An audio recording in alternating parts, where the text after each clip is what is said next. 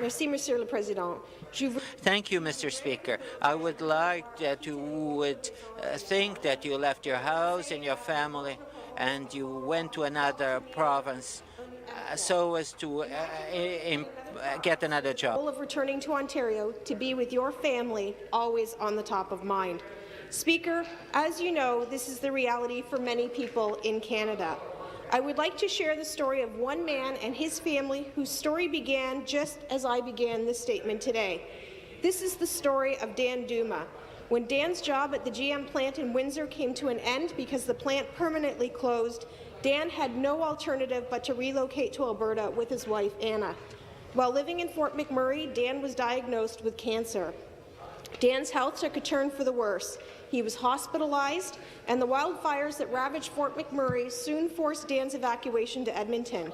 While in Edmonton, Dan was told he would not recover from his illness and that he and his wife should return to their loved ones in Ontario.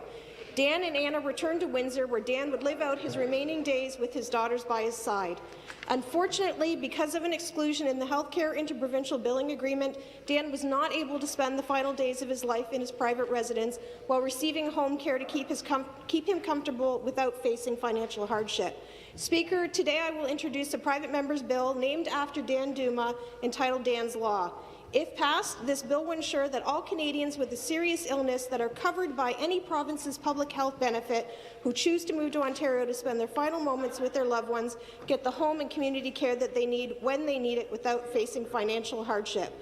My hope is that all members of this House will support my bill.